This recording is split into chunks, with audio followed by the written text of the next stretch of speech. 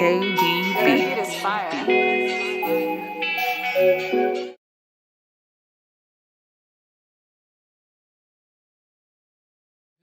right, my button is live also. What's happening? I'm live. What's happening, folks? Doski Woski, all that good stuff. Voch the Lombardi for my people live over here. Jeff Kavanaugh for his people live over there. Y'all should know us by now. You should know us. Humbly, you should know us by now.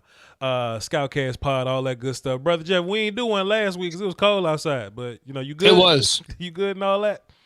I live by a fire station. So I actually ended up with electricity guilt because I never lost power. And I know everybody did, or a lot of people did, and I had zero struggles. So I have guilt over my electricity staying on.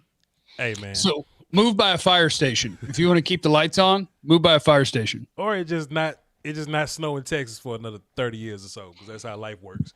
It was a little warm outside today, but hey, good to have you back. Good to be back with you, sir. I ain't watch a whole bunch of film last week. Oh my God. I ain't have internet. I ain't have internet. Shit, I couldn't watch much. Couldn't watch. Oh, much see, film. So I feel guilty for you. You had problems, didn't you? Hell yeah, but Jeff, I took it into perspective because it sounds goofy if I'm complaining about, oh, I don't have lights at my crib. Or, oh, it's cold. Let me go in my truck to charge my phone. It just sounds real snobby and bratty. So it was inconvenient, but we could have been homeless, Jeff. You know what I'm saying? That's true. So, yeah, that would have been worse. You know that would have been worse. So for anybody listening over there, think about your problems. It was 40 degrees in my crib, but it was 19 outside the motherfucker. So it is what it is. But we're gonna talk some draft today, brother Jeff. I ran into a couple topics, a couple things that were interesting to me. I don't like mock drafts. I think they're the devil. Oh, I love mock drafts. I think they're the devil. I love them. I hate in particular the simulators because they just kind of let miscellaneous people just be in like control of them. But I love those. But when these media scout people do mock drafts, we should pay attention to them a little bit because they're drafting based on the buzz that they're hearing. So let me ask you a question, sir. I saw this mock that had Devontae Smith falling to the Minnesota Vikings, and they didn't trade up to get him. Where do they pick? Where are they at? Like 14? Yeah. I can see it. Okay, I can see it. So cool. Let me ask you this. Devontae Smith shouldn't fall because he's small, but in your mind, do you think he would fall because he's small? Yeah, like if you want to get Devontae Smith to 14, 15, 16 to that range, I think all you got to do is have Kyle Pitts go, have Jamar Chase go, have Jalen Waddle go, and I think your fourth receiver / offensive weapon guy, yeah, that could easily get there. Like with the offensive linemen, and then throw in Parsons, and then throw in 4 quarterbacks, maybe even 5. Yeah, that could happen because I don't know what order to put those receivers in. I really don't. If we're going to be honest, I don't know. I don't know. You don't know the order that you would put them in. Okay, so look, you don't know for sure that you like Devontae Smith over Waddle or Chase. But when you say that those 3 guys are better than Pitts or some of these other or some of the defenders that we don't feel great about. Now, one thing I just want to say for everybody, teams can't draft. Right, so like teams suck at drafting. So if Smith falls because teams suck at drafting, that's a whole nother conversation. I just want to pick your brain on this a little bit. Pitts is a stud, Voch. Pitts is a stud. Here's a part 2 to my question. Pitts is a stud. The only thing is that he plays tight end. That's the only thing that scares me is that he's a tight end. So here's part 2 to my question, sir. I've been also seeing in those mocks consistently Kyle Pitts not getting past pick number 7. If the Eagles get Pitts at 6, I would do a choreographed hump dance in my living room. I would laugh a little bit on the inside. Have you dug deep into Kyle Pitts yet? I have not technically studied Pitts, but I have watched Pitts while studying like 4 different DBs. Sure. Pitts can play, but does it bother you that he's a tight end? Like, is he just a receiver playing tight end? Like, what's stopping us? First of all, I know Pitts is a really good player, but the value at tight end is weird. I know how you feel about drafting linebackers early.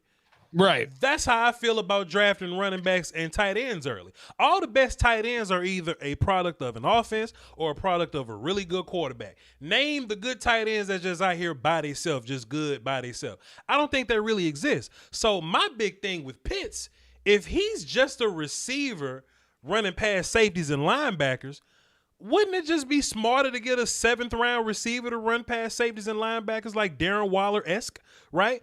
Or if he's a receiver, brother Jeff, is he better than the first 3 receivers that we was just talking about taking? No, like if you were never going to line him up in line, or you weren't going to line him up in line a decent amount, then no, I don't think he's a better receiver than any of the top 3. But like the thing about every draft conversation is, to do it justice, you have to go from like 8 different angles. Because with Kyle Pitts, I'll go back to one of the things you said. Mm-hmm. The reason you should be scared of tight end, and the reason you should be scared of linebacker, and the reason you should be scared of running back early is the positional value thing. And Pro Football Focus actually did a really good article on this. The drop off over the last 10 years, when you just look at all the different positions, the drop off from round 1 to 2 and 2 to 3 is its worst at corner.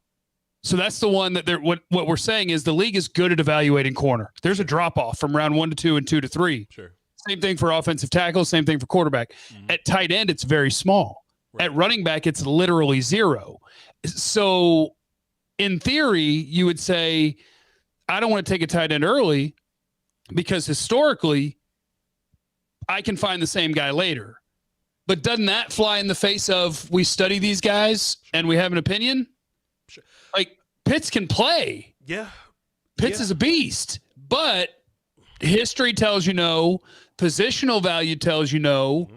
So I just think you got to balance all that. And then if you still want to pull the trigger, well, if you end up wrong, you deserve it because you went against data. Take that for data. and I'm asking this though because this isn't just a Cowboy show. This is a all 32 team production or whatever. And like, just think, if you're a team like the Eagles or something, I even saw like Cincinnati drafting Pitts, which would be weird to me, but I think I'd be a little pissed off. And me being a Cowboys fan, so just my personal perspective, I saw these doomsday mock draft situations because I hate them because people just put them shits together like that. And I think if Dallas went Pitts at 10, I'd be pretty upset about it, brother Jeff. I would be cool at the idea of how we could use him. But think about this. What would Pitts really do for you in this offense, right? He may get like 1,100 yards and like 7 touchdowns or something. That's fair. So now you got to ask yourself, can Jarwin and Schultz not do that?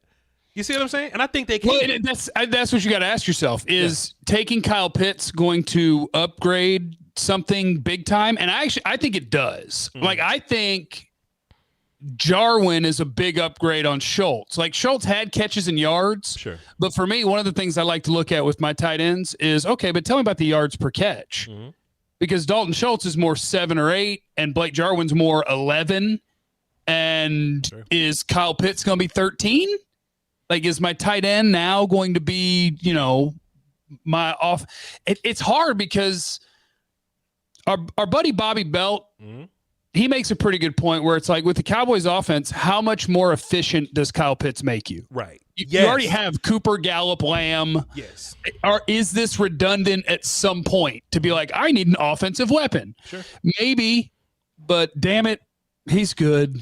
He's really good. But then here's another angle on this too, just to put this in Cowboy land. It's for everybody, but just put this in Cowboy land.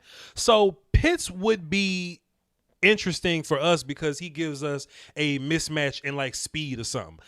Blake Jarwin was that dude. Blake Jarwin was a fast receiver in college that was bigger than everybody else. You know what I'm saying? So he's mismatch guy. And Blake was like, what, a 7th-round pick, undrafted, something like that?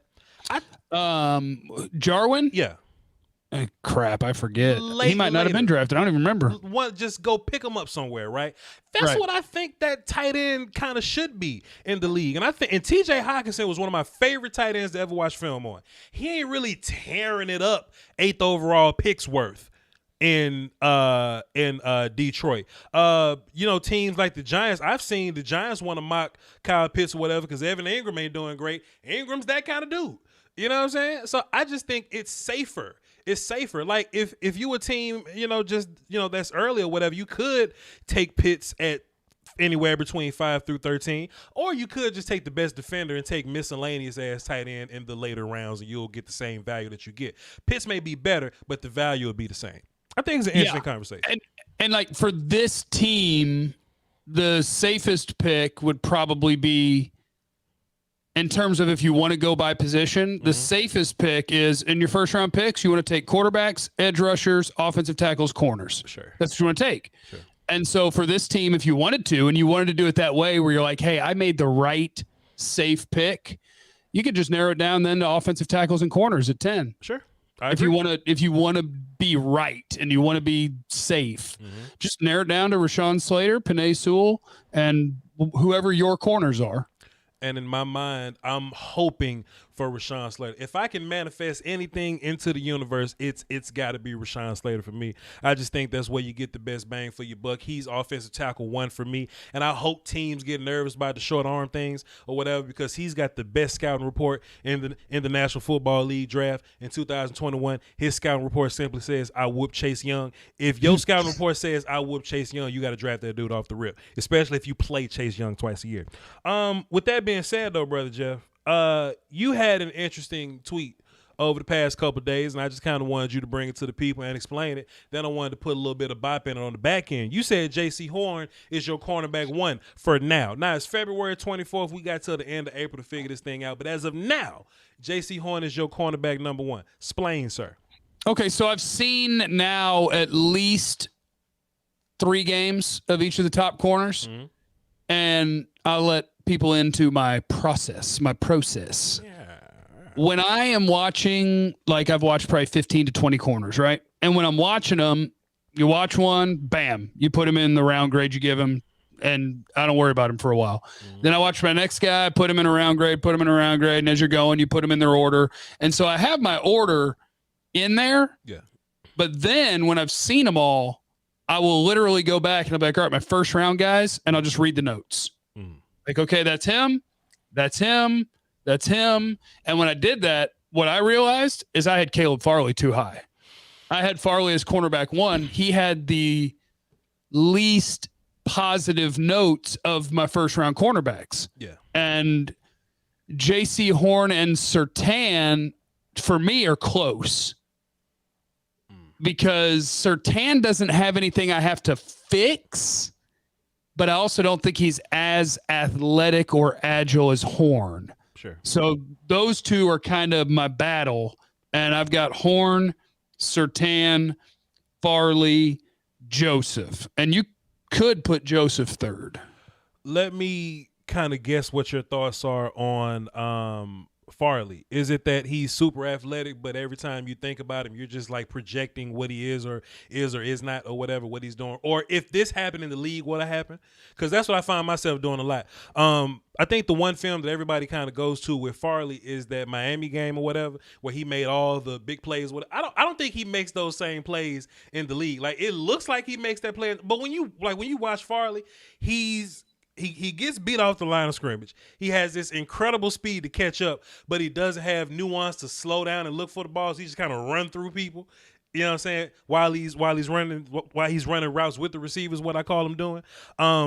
And when I look at him and go, man, like some ball placement quarterback is going to back shoulder fade the shit out you if you ain't going to slow down and look backwards. You know what I mean? So that's how I end up projecting with Farley, to where everybody else, I can just kind of concrete see what's going on with them. Now, it's a little different for me, and I got another question too. It's a little different for me because I got JC and Kelvin Joseph as my 1A, 1B guys. And I can appreciate, because that's big nuts. That's fam. But look, this is my thing about Kelvin. Let me just be fair with Kelvin Joseph. I'm not saying him in a draft perspective, because Kelvin Joseph is gun under the seat guy. He's y'all got weed guy. He's here's my mixtape link guy. You know what I'm saying? He's all those guys. But he is literally guy who opted out of the bowl game, and his coaches wanted him to opt out of the bowl game. So yes. 2 coaching staffs in college basically told him, you can go if you want. Fair, all that good stuff. But talent-wise, if we just talking about talent, Kelvin Joseph is as good as those other guys. Plus, I've been saying this story for just for the past week or so. I remember watching Marcus Peters, and somebody told me, "Hey, Voch, what do you think about the corner that was beating up his coach or that choked his coach out?" Like, I'm not finna draft a player that choked his coach out. And I watched the Marcus Peters film. He was the best cornerback on tape, and I just had to trust that idea. I see the same thing with Kelvin Joseph, fam. You know what I'm saying? And I think a lot of people don't want to go there because we haven't been conditioned to talk about Kelvin Joseph as one of those top 3 dudes, and it's still February and like early. But I think the more you watch film on Kelvin Joseph, dog, the more you just kind of fall in love with that dude. Let me ask you. Go ahead. I think Newsome's the same way, by the way. Northwestern, Greg Newsome. We're going to talk about Greg Newsome. Hold your Okay. water. I was going to say, I think he's the same way. The more I watch him, I'm like, okay, that's probably a top 5 corner in this class. It just kind of make you a little nervous when you start to mix names up a little bit. So because this is something else that, people just, they have to work themselves into changing their thought processes, right? Because we've been so conditioned with this idea that Surtain and Farley are top 10 guys. If you think a corner is better than Surtain and Farley, do you take them top 10 where you would take corner at? Because we've seen mocks to where somebody will take Pat Surtain at 6 or somebody will take Pat Surtain at 10 or at 12 or something. Okay, cool. If you watching film and you being righteous with your board and you think J.C. Horn or Kelvin Joseph are better than those guys, do you take them at 5, 10, or 12? Because I see all the time somebody say, yo, Kelvin Joseph is incredible. J.C. Horn, I'm going to trade back to 15 and go get him.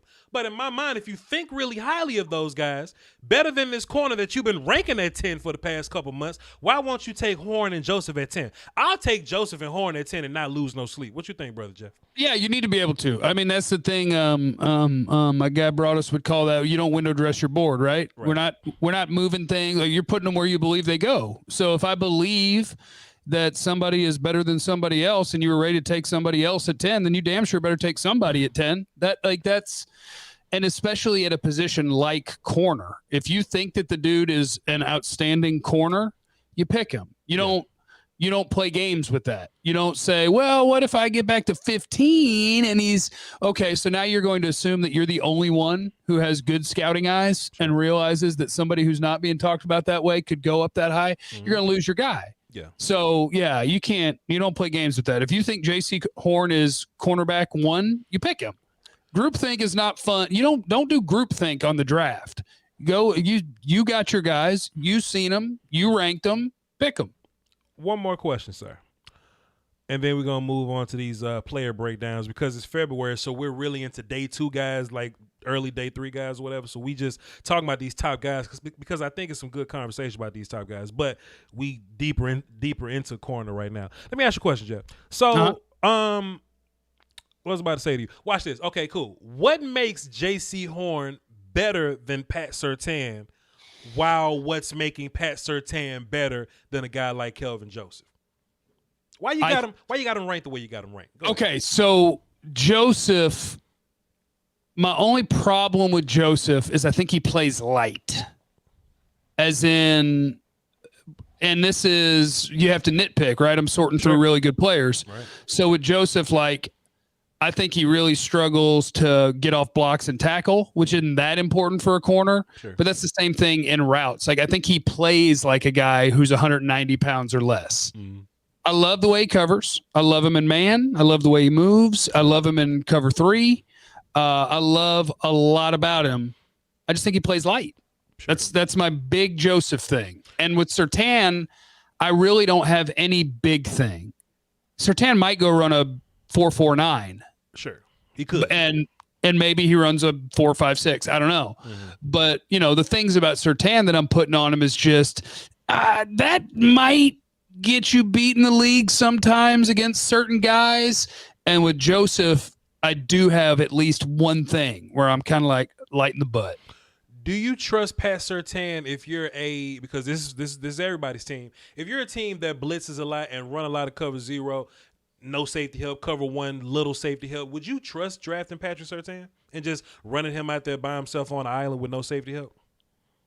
This might be a terrible comp, but I am a little bit hesitant to say yes. Mm-hmm. But I felt the same way about Marlon Humphrey and he was kind of a physical, and I was like, oh, it's a zone guy and a tackling guy, and then it was like, well, crap, he got to the league and no problem. But see, this how weird this draft is, right? Because Marlon can run, Marlon could hit people, Marlon could man cover, and Marlon went like 12th or something.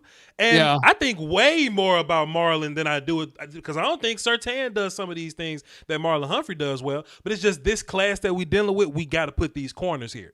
You know what I'm saying? So that's interesting that you said that.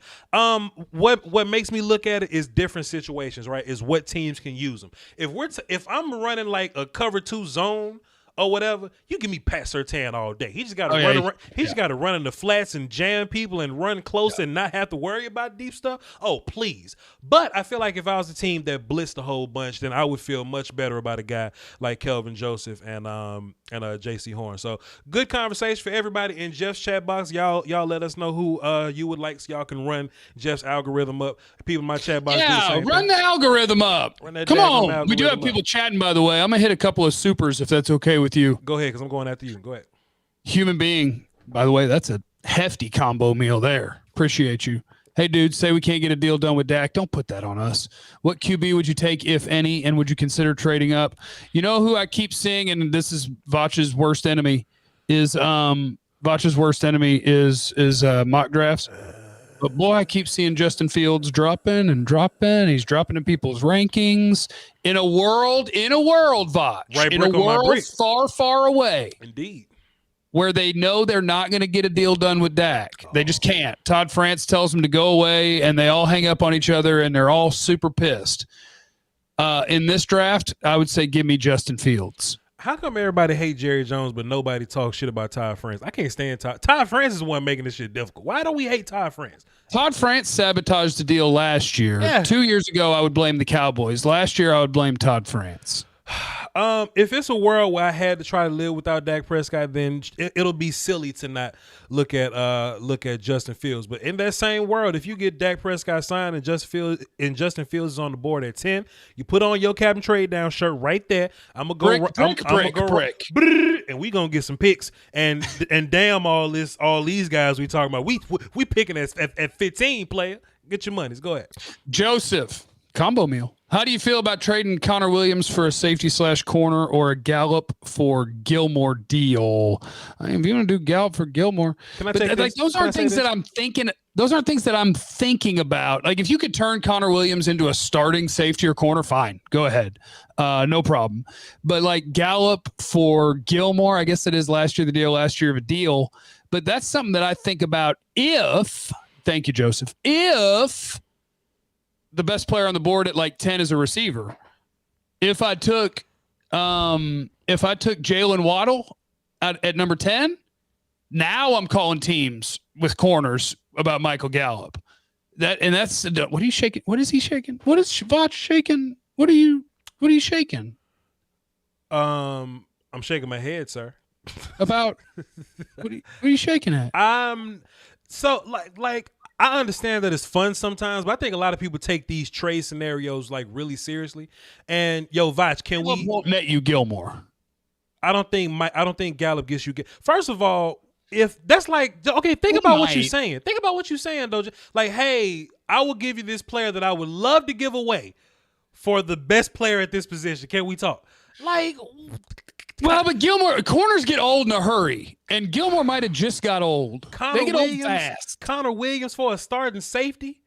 Well, yeah, but that's why, like, Connor Williams, I think, is a nothing to other teams. And for you, he's either a starting left guard or, as much as a lot of people like to give him hell, he's at least a really good backup guard in the NFL. So, like, he has value to you. I think the things you would talk about trading on the Cowboys, it's kind of depressing for real, because the answer is they don't have those things. There aren't guys on the Cowboys that people would want to trade for. Nobody wants Zeke. Good. They haven't drafted that well over the last few years. Like, could Gallup have some trade value? Yes. To a team that is really hurting a receiver, Miami. If they could throw you a 3 for Michael Gallup, might they do that? Yeah, maybe. But a lot of teams would rather just pick a guy than trade for what you have. Plus, I think Gallup in your situation is more important than a 3rd-round pick. because you probably end up taking a receiver in the third round. So like if you had an extra third round pick, I think you should draft receiver at some point this year. I don't know when, but like, come on, son, just keep what works for you. And Gallup works for you. Gilmore may be trash over here. We don't know. Just relax. You got some more money over there, or can I get my money? Are you kidding me? Get your money, player. G-Do 22 with a dog picture. Oh, I love it. With the corner depth, how far apart are the top 10? Are there cards touching? If so, why not wait on corner? The answer to me, I think, and I appreciate you very much.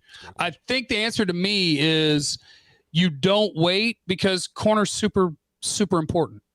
Not only is it a big need, it's a super important, it's a super valuable position. But as far as how close they are, like I can just pull it up real quick for me.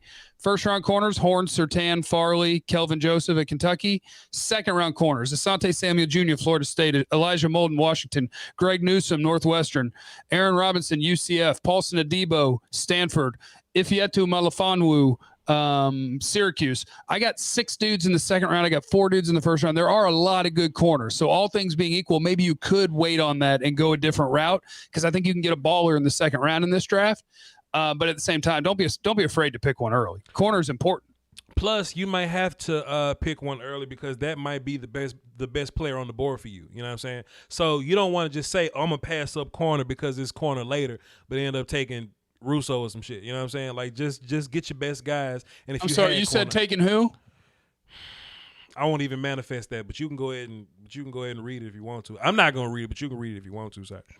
Unknown. Thank you. Thank you for your support. I appreciate it. Voch appreciates it. We can't go wrong at 10 unless we draft Gregory Rousseau. Unknown's a damn. I saw our guy. I saw our buddy John Owning. I guess I don't know if he'd seen Rousseau, but I just saw him tweet. He was like, Rousseau's 3-sack performance against Pitt is the worst 3-sack performance I've ever seen. And I just hit reply. I just said, that's him. Fam, I don't understand. But Voch, he had 15 sacks last year. Okay, 4 of them was against the worst guard I've ever seen in Pittsburgh. And 3 of them was against Pittsburgh, and 4 was against the worst guard I've ever seen in Florida State. That's 7. that's half. You know what I'm saying? And all the rest of them, I'm sick of them. I don't even want to see it no more. So I'm not here for Rousseau. It's gonna be. I'm gonna get a good laugh at whatever team ends up drafting him though, because somebody gonna do it. But whatever. Frank Mason dropped the 5 in my super chat. He ain't putting no question on that, so appreciate you. Lamont says, is Joseph this year's Randy Gregory? Well, weed ain't illegal no more, so ain't no more Randy Gregory's. Randy's here to stay. Young AK dropped $2 Canadian. That's like $115, I think. Boss Man Fat is better than Kelvin Joseph. I don't know if you know this. Same guy, brother Jeff. Yeah, Boss Man Fat is his rap name. I don't know how to feel, but. I got it. That moves you down around there. You got interests outside of football. That moves you down around. But if now what happens if Kelvin Joseph and Kadarius Toney get into a rap battle? Because Kadarius Toney got a little mixtape on Spotify too. Oh, got to drop him around. Hold on, let me move them both down around. You can't have interest outside of football. We ding you for that around here. Interest in gold teeth. We got to get them up out of here. Appreciate you, Young AK. Enemy Michael says. What players will complement each other to hide the flaws in the draft? For example, does drafting past 13 then Grant help Pat's status? I mean, it would, but shit, you may not get Grant in a second. So just get the best guy. You know what I mean? But I do think that's relevant for some teams in this way. Like if you have and as Voch is saying, this is for everybody, not just Cowboy fans, right? This is for any team. Mm-hmm. But if you have a team that last year, let's say you were bad on the interior defensive line, you had bad defensive tackle play. Sure. And your linebackers getting hung up on blocks, and your defensive coordinator was terrible at his job, and everybody was lost, but whatever. Mm-hmm.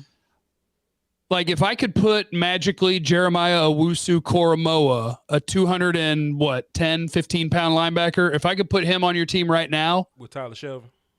Yes. Yeah. Doesn't that work? Sure. It does. Okay, I'm going to play this guy, Will Linebacker, who's not real good at taking on and getting through blocks. And then I'm going to take Fat Man Fat, and I'm going to keep blockers off of you. I need a sound drop. Hold on. I need it.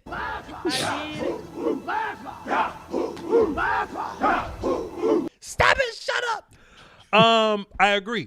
But the question kind of made me feel a little weird because it sounds like, hey, we're finding a way, or hey, let's look for some way to make us feel better about drafting Pat Surtain. That's what the question comes off as. Like, Voch, if we were to just suck it up Pat Surtain, but then we just get a safety to make him better, would you feel better about Surtain? And I'm like, yeah, but I would also feel even more better with J.C. Horn with Richie Grant behind him. Right. See what I'm saying? I would feel even better with the better corner behind him. But either way, what you really want to do is just draft our Darius Washington and not worry about any of it because he'll cover everybody and play safety and come play man and take away whatever. Just pick the 5'8" guy and don't worry about it. Jeff, Brandon Hart hit my super chat. Now, which Brandon are you? You're not Vegas Brandon. I think you might be Memphis Brandon. Appreciate you. He says, Brandon are you? I got many. I got Brandon's. This is Franklin Football Brandon. My bad. He says, if we draft Slater, I'm 100% trading Connor Williams for. Okay. So look, if you trade Connor, I think Connor's more valuable to you than what you can get trading for him. Because Connor Williams don't look that attractive as a trade piece. So you may get like a 4th or a 5th rounder back or something like that. What if somebody gets hurt? You know Connor Williams can step in and play for you. Connor Williams ain't gonna be amazing, but he'll at least play for you. Go ahead. And some people call me comp god. Pretty much all I care about is comp picks. Mm-hmm. If Connor Williams starts for you again and plays exactly how he did last year, because I know we beat him up, that's a starting guard in the league. Yes. So you could have him, and if he plays, then you would have him go sign somewhere for $7 million a year, and you would get like a 5th round comp pick. So you get something anyway. Just don't worry about it. But I guess in that scenario, they're saying you picked somebody and he's no longer starting. But no, you still keep him. You guys, have you people? What do you mean, you people? Have you people seen what happens when offensive linemen get hurt? Your team goes to shit. Your team yeah, pretty much. That's what happens. Yeah, and you don't want to keep your linemen. You don't want to be in them situations where you're running out some tomfoolery out there. You know what I'm saying? I'm trying to figure out this screen share button because I have such an interesting super chat on my screen. Can you see this little thing I just popped up? I think I can add it to the stream here if I click this. I got your whole chat box in here. The 94 Haley Ware Gregory. He changed the name, son. 94 Haley Ware. He changed the name, son. He puts Gregory in. That's damn update. That's damn progress right there. Wow. It's progress right there. He dropped a 20 in the super chat, says, thoughts, in my honest opinion, I think this year's first round is light. It can be light if you pick the wrong person. First round players end around pick 12 versus the usual late teen picks. Well, this is the interesting thing about your team in particular, the Cowboys, though. This is what's interesting, is that you may not need a first round pick to necessarily find all your starters. Me and Jeff talked about finding a starter in the 2nd and the 4th round in just this show. You know what I'm saying? So all you got to do is pick the right guy at 10, which is the best player, whoever that may be. Just pick the right guy and you'll be fine. I think we can find multiple contributors in this draft. Talking about the Cowboys at 10 if you draft properly. Yeah, no matter how light it is, I mean, you're 10th. If that number is 12, good news. You're 10th. Yeah, right. Sure. What are you worried about? By the way, James said, if either of you had a chance, appreciate you, James. You're a beast. Had a chance to look at McCready or Sherwood, cornerback and safety from Auburn. And James, I feel very sad telling you this. I'll get there. It's early for me to play.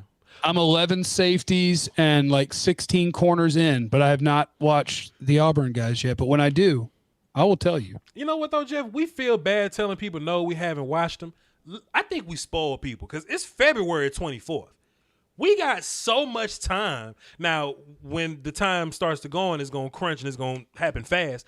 But to say where we at now, we'll be good by April. I watched 100 players and it's February. Y'all can chill out, and 5 or 6 of them play offense. Haley Ware Gregory 94s. If we agree the first round is light, is a trade down an option or a mandate? If you really think the first round has 12 first round players in it, you better not trade down. Yeah. Pick one of them. And I've done this before because Voch hates doing this. And you're Beast 94s. Voch hates all of the simulators. I've done 36,947 simulations on my YouTube page. Mm-hmm. That's how many I've done. if you trade down to like 17 to 20, you will see that the first round is light, and it sucks because you're looking and you're like, oh, Horn's gone. Oh, all three corners are gone. Oh, both my tackles are gone. Oh, JOK's gone. Even Micah Parsons, if you wanted him. Oh, he's gone. Oh, crap. Somebody took Barmore. And you're sitting there going, all right, so at 17, am I picking Nick Bolton or what's my plan here? Is there a Darrisaw's gone? Is there a fourth tackle? So to that point, be careful. That's all I'm saying is be careful trading down. Sure. I really wouldn't mind. I don't want to leave the right player. If it's Rashawn Slater, I'll leave him. If it's any one of the corners, I'm going to get those multiple day 2 picks and be a gangster in day 2. I like J.C. Horn, but Paulson Adebo and Richie Grant is better than J.C. Horn in my mind. Yes. Yeah. Theoretically. I think so. It probably adds up and make a little sense. You know what I mean? So and then if you trade back, you already got 3 picks on day 2. So you just add more picks on day 2. Like, that's where the best guy is at. So you may not have this one star, but you may not need stars. The Cowboys, in my opinion, need complementary players. So you get to get your linebacker and your one tech and your corner and your safety and your offensive line. You good. Yeah, because I think even in that trade where you said Adebo and Grant, I was like, but you left out. You're still going to have a first rounder somewhere, right? Like you're trading back. So sure. So in theory, you're talking about being able to pick Adebo anyway with the 2 you already had, pick Richie Grant with the 2 that you added, and in the first round, you still took Nick Bolton or who's your top edge or whatever. Like, yeah, trading down is fun. Sure. We're going to read 3 more of these super chats, and we're going to get into these player breakdowns before it gets too late. This will be a 3-hour show if you let it. It won't be a 3-hour show if you let it. I swear to God it won't. Moonlight Every Day 247, draw 5 in there. He says, what's up with Aleem McNeil? Do you like him better than Marvin? I don't like him more than Marvin, but he's fine. Jeff likes him a little more than me. Jeff got him as like a second-round guy. He's more of a third-rounder than me. He looks a little lost sometimes. Like, he does well eating up the space, but he doesn't do well after eating up the space. So I would put him in a category where I would put Tyler Shelvin at a guy that's just kind of strong and take up space around, late 3, early 4. Both in 2 for me. Marvin Wilson and McNeil. I like them both. And I tell you, the whole world hates Marvin Wilson. Except us. Just me and you. They better got it. But you know what? This is what I don't like, though, Jeff. They're ignoring his 2019 film because they phony, but they saying that they hate his 2020 film, but they'll hype up Bobby Brown and shit, or they'll hype up Davion Nixon, or they'll hype up to Daryl Slayton. And these people put me to sleep, Brother Jeff. Yeah. These guys Bobby Brown's interesting because his good reps are really, really good, but then he'll have literally 15 plays where he sucks, and then he'll have 2 really dominant plays, and I'm just like, does he maybe Marvin Wilson has some of that in 2020 where you're like, what is this? Is this injury? Is it complacency from dominating the last 2 years? Like, what's going on here? And that's what you have to figure out before you pick him. But I've seen dominance, play in, play out from Marvin Wilson. How many D tackles can you say that about in this draft? The answer, only Marvin Wilson. Sure. Even Barmore. It took getting towards the end of the year before you started seeing that player. Marvin Wilson did it for 2 seasons where he was whipping everybody's ass. Barmore don't even start. Barmore probably play like 30 snaps a game. And it makes sense why he's only good in the second half, because it takes the Alabama offense to get up by 30 or 40 points, and then the other team got to throw the ball. So now we got to pass rush with Barmore. So that kind of makes sense. But if Barmore played 30 snaps, he only got 15 good plays. So imagine how I feel about Bobby Brown, who plays 60 snaps but only got 2 really good plays. It makes me sick. Yeah. Real quickly, Kevin stopped by with a 2 spot. Any good OT that might be available in the 3rd or 4th? Guess what, Kevin? That's a question for Voch, because I hate offensive line, at least for now, because I started with corners and linebackers and D tackles and edge rushers and safeties, and offense is where I'm just kind of starting. So Voch, give me a 3rd or 4th round tackle. Go. I don't think 3rd or 4th round tackles are good for the most part. Yeah, you can find 1/3 or third or fourth round tackle that ended up pretty good. But for every one that's good, there's 40 that's terrible. Now, why is that? One, because there's not a lot of good offensive linemen, but even bad offensive linemen get taken in the first round because there's not as many offensive linemen. So I may not be a fan of Andre Dillard, but his ass is gonna go 21. I may not be a big fan of Isaiah Wilson or Titus Howard, but their ass gonna go early because that's how offensive line works. So in my mind, I'm not a huge Leatherwood fan or a huge Cosme fan, but just by default, they're gonna end up going late first, early second because I would say one of them will probably sneak in, maybe even both. Yeah, I mean, you could get 6 tackles in the first round. Sure. That could happen. That could happen for sure. And just an update, Teven Jenkins from Oklahoma State. He's my offensive tackle 3, by the way, behind Panay Sewell at number 2 and behind Slater at number 1. So he's going in the first round. And I just want to say thank you to Brandon Griffin hitting us with the value meal. You're a sweet, sweet man, Brandon Griffin. Brandon also dropped 5 over on my side. And Brother Vaughn dropped Brandon. The only reason I'm getting Brother Vaughn in He dropped 10, so I got to get him in. But we gotta go down this list of players because we gotta get Jeff out here. The Lombardi scenario: Cowboys on the clock at 10. We draft the best player available, best corner, safety, linebacker, D tackle, O line. Still on the board. Who you taking? Out of your scenario, out of those positions, I think Rashawn Slater is the better of the players. So I would take Slater. What were the positions again? The best corner, safety, linebacker, the best of every position. Corner, safety, linebacker, D tackle, O line. If the best player on my board of those positions are there, which one do I take? So for you is J.C. Horn. Sewell and Slater would be my top 2 players, even when you throw in all the safeties, corners, linebackers, D tackles. Sure. My offensive linemen are the 2 best players, so it would be one of them. Yeah, pretty much. I just think that highly of Rashawn Slater, so he'll be higher than what's his name? He'll be higher than like the corners for me. All right, let's get into some of these player breakdowns, man. Shouts out to Texas D903. Hell yeah, Scoutkast drop 5 in the super chat. Appreciate you, sir. I kind of had a hard time with the Georgia kids.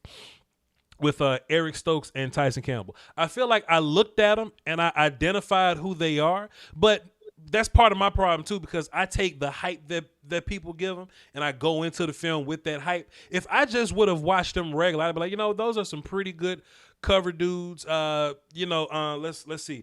Eric Stokes is probably a little more athletic. I hate to see him in zone. I would rather see him just be faster and run around a little bit. When he's in zone, he just kind of floats a little bit. I hate that.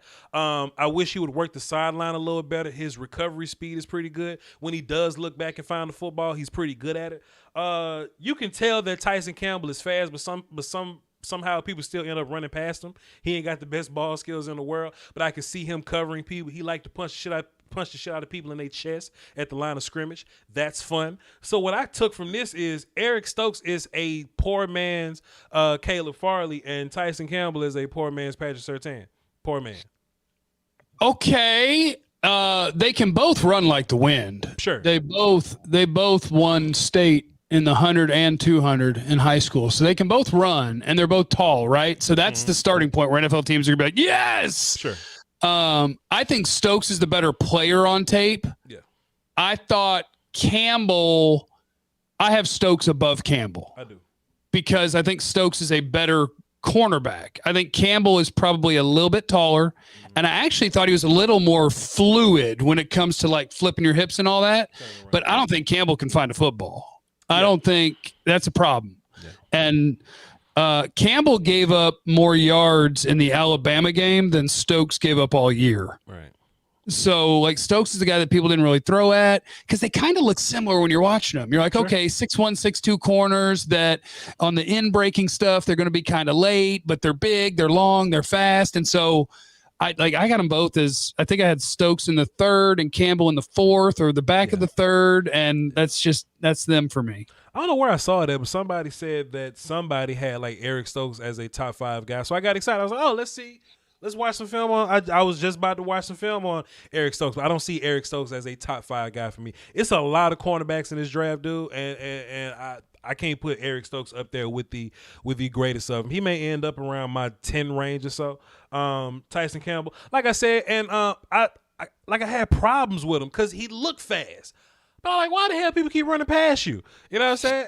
And it just kept. I couldn't understand. So I was looking for you to kind of help me with that. But I think we're on the same page. They're both just solid covering people. They can run around a little bit. Stokes is a little better than Campbell. I don't like Stokes in zone at all. Let Stokes just chase and find people and run with them. I think that's the best thing for him. Don't let him be smart. Tyson got to go. He probably won't play very much for me.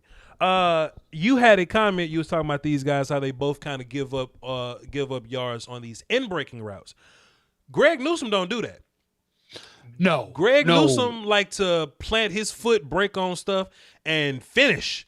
He I don't know how tall he is because I'm not a measurement guy, but he looks around 5'10", 5'11". But he's listed like 6'1". He listed at 6. He looks small on tape. He looks a little shorter. But he does have arm length. I like that a little bit. Like I said, great acceleration. I was just talking about the other cats. They don't use the sideline very well. Oh, shit, Greg Newsome will sideline shit. You will be out of bounds quick. You will be out of bounds fuck with Greg Newsome. I really like them in zone and man coverage. He finds the ball. Naturally, he gets his head around quick. He can run with people while looking in the backfield and zone coverage. It sounds easy, but a lot of people will look in the backfield and get lost. I think Greg has he has a really good feel on where the route is going. You can call that route recognition or whatever. But I really like him on these underneath, quick-ass routes where he identifies it, puts his foot in the ground, and makes a play on the football. He'll swipe and finish. Finishing is the most important trait in football. Greg Newsome got a little bit of that. I got to keep watching. He's like a top 5 guy for me, though, Jeff. He's corner 7 for me. Who's he behind? But you could put him at cornerback 5 if you wanted to. The top 3 guys, and Joseph would be top 4 guys. Mm-hmm. I have him right behind Asante Samuel Jr. and Elijah Molden, my 2 slot guys. But that's like, I love them all. Like Newsome is so good at the catch point. My biggest thing about Newsome is there's nothing he could have done about it. Northwestern runs so much of that cover 3 where he's just kind of bail, but still you can see the read and react. You can see the quickness and the decisiveness and the smarts. You can see a lot from him. So I'm a big fan. When I say cornerback 7, know that means I love 7 cornerbacks in this draft. And you have the right to change your opinion. I like what you were saying, that he's kind of in that category with Samuel and Molden. The reason I give him the advantage, you said it, I think, and we're just like projecting here because I ain't got many games on him. I had to go backwards or whatever. But just projecting, I think he'll play better versus bigger people. You know what I'm saying? Yeah, he can play outside. Yeah. To where I look at Samuel, Asante Samuel. Yeah, I look at Samuel and I'd be like, yeah, you could play outside, but I could see, like, if you was to play against Michael Pittman with the Colts, whatever, Michael Pittman would just body and slant you all day. You know what I'm saying? I don't see people bodying and slanting Greg Newsome because he's physical. He's an angry little dude. Not many of these guys do much in the run game for me, but in terms of like competitive, like versus the route or whatever, he's an angry, physical, aggressive, competitive dude out there, and you're not just gonna body and slant him. You know what I'm saying? Aaron Robinson too. If you're looking for angry, violent people, the UCF corner. Well, he's angry because he has dreads. It's something about the athlete with dreads. They got bad attitudes and they always ready to go. I can't explain. It just is what it is. Okay. Just is what it is. He looks like he's ready to smoke somebody. He's UCF, and it's hard to not find him when you watch a Richie Grant tape. I think there was even this one time where he had the interception or whatever. I'm watching Richie Grant, I'm like, hey, who's this guy getting an interception? Hey, he's physical. Hey, he's chippy. Hey, he pushing people around. Who is this gangsta ass motherfucker? Who is this? And UCF, like the UCF guys are tough. They are tough. They're tough. They're angry and they're physical. There's something about Central Florida that makes you mad. Let me ask you a question, Jeff, and this is just kind of off the cuff here. I ain't even write this. So we're watching a lot more players, and I just thought about tough safeties, just tough DBs. We've watched a lot of players now. Where you at on Tyree Gillespie? Because I know that we were like pretty fair on him. I don't want to say high, but we was fair on him a little bit ago. But it's like the more guys you watch, the more you just gotta put guys in front of guys on the big board side of things. And I've watched a lot of guys that I like, and Tyree Gillespie like a late third, fourth round guy maybe now. What you think? That's right where I got him. Yeah. Right there. So I got it. My 3 is up here, my 4 is down here, and Gillespie is right here. And maybe he's better than that, but I think you see the other guys where you're like, okay, Gillespie, his thing is he's solid. Sure. Right? That's what he is. He's solid. But then you find the other guys who you're like, ooh, hellified and run support. Ooh, he's going to force turnover. Ooh. And so Gillespie just kind of starts leaking down because you're like, all right, solid is later. These guys are going up here. So, yeah, that's where I got him 3 or 4. And this is why you can't ask us questions in January because there's just so much more work to do. I still like Gillespie. I think Gillespie's first half versus Alabama is probably some of the best tape in his just some of my favorite tape to watch in this draft. It was just an incredible first half. But it's like the more you keep watching guys, it just happens that hey, fourth round player is good too. Like if I ended up with Tyree Gillespie, in my mind, he'll be a rotational strong safety, special teams, knock you out dude. In my mind, that's what he'll be, and that's fine if he ends up being that. Sure, you know, cool. But yeah, that's a pretty good point on that. Let's see what else we got here. That's all the DBs I got for y'all today till we watch some more DBs. You didn't watch offensive line yet because you hating. Let me ask you this, Brother Jeff, before we get up out of here. We've done Q&A already with all these damn super chats. Appreciate the contribution on my side. Appreciate everybody that has donated super chats on Jeff's side. Why don't you just hold on with your appreciate? Hey, enemy Michael. Voch loves him, but Jeff, is Zach Wilson truly QB1-2? I hate quarterback. Yeah. I'm gonna get there. I know that I like Justin Fields more than it seems like everybody else does, so we'll see. And we'll see. That's my answer. I know that Trevor Lawrence is really good. Zach Wilson, I watch play live, but I haven't studied him, so I don't know. I'll probably call Voch crazy because I can't wait. Okay. And how to die 3LO Dylan? Dylon? Hi, Dylon. How does Richie Grant stack up against the second round safeties we talked about the last few years? Delpit, Taylor Rapp, Thornhill. I think he's better. I think he's better than all of them. Yeah, I think he's better than all of them too. I actually was a big Taylor Rapp guy because I didn't care about his 40 time because I was just like, he's a football player, period. End of story. Thank you. I'll take him. Yeah. I had Rapp ahead of Thornhill. But yeah, those were guys that I had as like, if you were stacking up your top 50, they'd have been probably like in the 35 to 45 range. I bet Grant for me will be in the 20 to 30 range in this draft. If I had to guess, this is what separates everybody from me. If you can cover one high, if you got range one high, you jump over all them box safeties. So all them Xavier McKinney's or whatever. If you got a range, you jump. I like Grant Delpit so much. I like Grant Delpit's range so much. I was willing to say I care nothing about his tackling. He's the last line of defense. Let that dude go out there and cover people. And he was a bad tackler. He was a bad tackler. But when I look at Richie Grant, ask yourself, he's a good tackler. Does Richie Grant tackle better than Grant Delpit? He does. And are they both similar in range? You can play single high. So that does for me. Richie Grant, I probably only like Darnell Savage, Lil Missile more than him. I probably only like him a little more. But I loved Lil Missile. Y'all can go back. I only like Ardarius Washington better because I think that having Honey Badger on your team is a good idea. I don't know why other people don't want Honey Badger on their team. So I'll take him. I mean, Honey Badger is cool, but Richie Grant is Earl Thomas, son. What are you doing? And Earl's fine. Before the porn. Earl's fine. Are you saying that Richie Grant's crazy? He can be crazy. Like, look, you're talking about earlier Earl before he could be crazy Earl.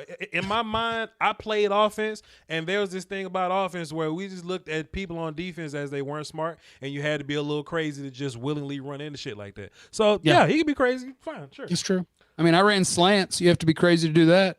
You know what else you have to be crazy to do? I did this in college. I got a concussion on it. Be a gunner and cover punts. Yeah, that shit. You have to be crazy to do that because you don't see the block coming that destroys you and turns the lights out. That sucks. Everything in football is crazy. That's why we all have CTE. I just play center. Center never gets hit. Yeah, that's a real safe position. We get hit, but we don't get run and start hits like linebacker as deep as we go. Last question before we wrap this thing up. Marlon Tweets GB. I'll try here. Let me try. Hold on. Because I put him on my board. Tui Pelotu. That's probably what it is. Something like that. Tui Pelotu. What do you think of him? But I also want your ideas on Jay Tufilele while you're there, because you had to have watched Jay Tufilele. I've seen both the USC D tackles. Tufilele was opt out, so I watched his 2019, and then I watched Tui Pelotu the other day. Have you seen Tui Pelotu? I've seen both. Yes. Okay. Do you know who I wrote that one thing about him is similar to? What's that? Marvin Wilson. Tui Pelotu has the heavy hands, get the hell off me, you will not sustain a block on me, but not the full body anger and violence that Marvin Wilson has shown on tape. For me, Tui Pelotu, I have him in the third round. Like, I think he's a solid one technique. Because like he goes hard, he can anchor, he can shed blocks. Like, I don't think that he's a great athlete. He's not super agile, but he gets hands off of him and he can run a little bit and he can get to the ball. I like him. I like him better than Tufilele. I would agree too. I first saw him. He's a Senior Bowl guy. And I was kind of mad because he just kept running down the middle of people. I'm like, fam, that's not how you beat people, just running down the middle of people. I didn't see him at the Senior Bowl. I didn't even look at that yet. How he got his butt kicked? Well, I mean, you don't like offensive lines yet. But, True. Got his butt kicked is subjective, but he's a one tech in a pass rush drill. He just kind of ran down the middle of people. So I'm not going to grade him too much on that. I think what you was looking for, he's like, he has the physical of Marvin Wilson, but less polished. I'll take that because what I saw from him, first of all, I hate his run. You ever seen him run? He doesn't run like an athlete. He runs like this. He can go like his first 4 to 5 yards looks okay. It's when he has to really open up.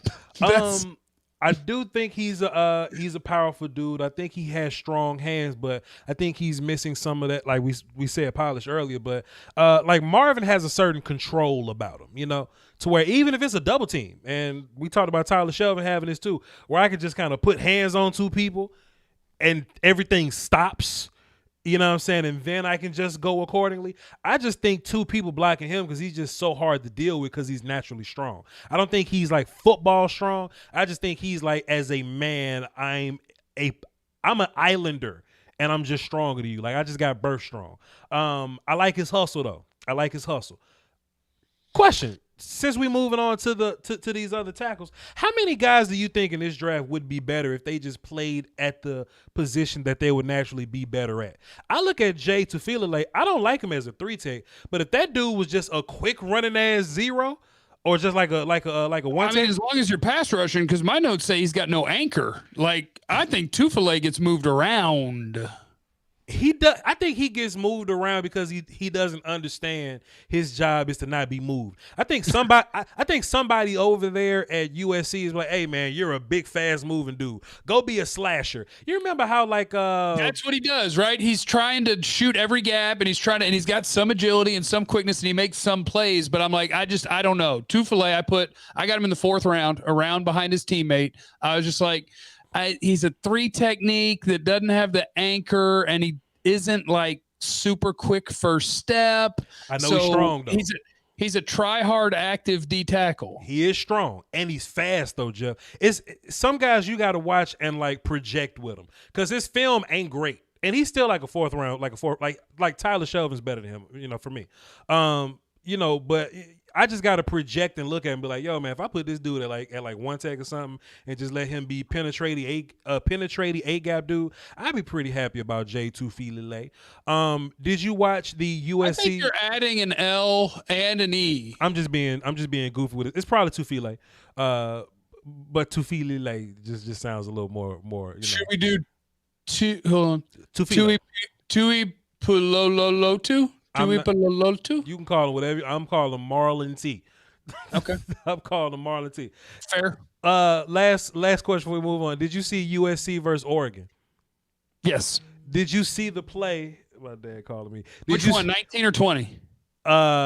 19. Okay, so Tufile. Oh no, Tufile. I saw Notre Dame and Stanford, so I need to go watch Oregon. It's not really much to see or nothing like that. It's just that Tufile ends up from B gap, ends up in C gap, and he lines up over Sewell.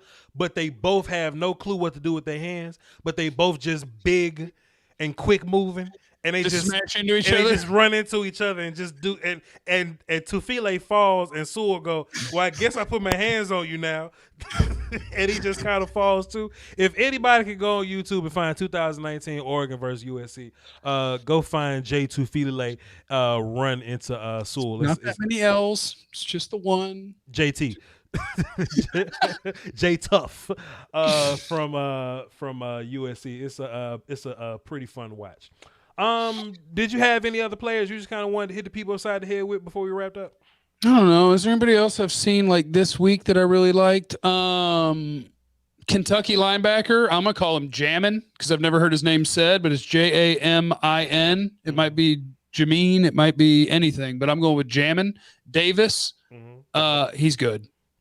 Like he's a potential top 50, but I've got him at the top of the third right now. Ohio State, they have an extra linebacker named Hilliard. He's pretty good. Like they got Tough Borland, Pete Werner are their guys in the middle, and then they got Baron Browning, but they also have Justin Hilliard, who showed up the last few games of the season. So they got 4 linebackers, and the 2 I like the most are the 2 that played the least, Browning and Hilliard. So there's some random names that I've seen lately that I kind of like. Yeah, man, we'll work on it. We got plenty of time to do this. We got to the end of April. What the good people have been asking me on the social medias, I kind of been ignoring it, but when is Scoutkast going to start looking at like offense for real? I'll do it. Fine. It's time. I think once I've done 100 defensive players, I think I can probably watch offense now. I think we're like well into day 3 when it comes to like defense. Yeah. Like safety, linebacker, D-line or whatever. All right. By the time we talk next week, I will be 3 rounds deep on the offensive line. Oh. 2.5. 2.5 to 3 at tackle, and then some guards and centers. Would you like me to make you a list, sir? Hell yes. Right, man, yeah. Cool. I know who I got to watch. I've seen the top 2. I've seen Darisaw, so I've seen 3. I know I got to watch the Oklahoma State kid. I think Notre Dame has a dude. Deontay Brown, Landon Dickerson, Creed Humphrey. So I'll send you the list off air when me and you talk about it. You know, I'll text it to you so you have a nice, concise. Include list. Commentary. What do you mean, sir? Like, I don't want to be influenced going into the tape. Like, I don't want you to be like, oh, yeah, and this guy who everybody likes, he sucks. Like, I don't need that in my brain when I go in. I'm not going to – no. Darisaw is definitely lazy, but I'm not going to, Darisaw is good. Darisaw is fine, but he's lazy, Jeff. He looks lazy because the 2 you watched before him are super athletes, Sewell and Slater. But we can compartmentalize when we watching Marvin Wilson. Marvin not a super athlete, but he got big boy hustle. We know what relative big boy hustle is.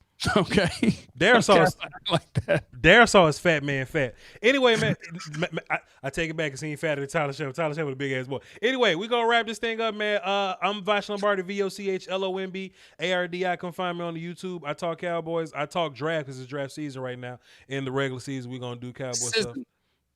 All that good stuff. Twitter, patreon.com/Voch Lombardi. Come over and chill with us. Jeff Kavanaugh on the YouTube, JC1053 on Twitter. You can listen to him on the radio, 1053 The Fan. Go check their website out and go do all their little work and click on all their little videos and tell them Jeff Kavanaugh essential. They can, they think highly of him. And so that they know that it's I'm a company man. 1053 The Fan, 1053thefan.com, the radio.com app. Tree of Gondor on my hoodie. Shout out to Lord of the Rings on this beautiful. What day is it? Wednesday, Thursday? What day of the week is it? Today is Wednesday. Okay, thank you. All that good stuff. Tell Virgil, right brick on my brick. You never know what somebody's going through, so don't be a dick, man. You love them. You know what I'm saying? Love them. We just peep this out, man. We just went through this trying time where we was tested of our humility. Can we stay humble in the face of adversity? You know what I'm saying? The last thing somebody needs is dick behavior from somebody. You know what I'm saying? So just love people. You don't know what they going through, dog. You don't know what their situation is. So just hold it down for the Doski Woski. Hold it down for the Peasky Wheesky. You know what I'm saying? Till next time. Peace. Pay it forward.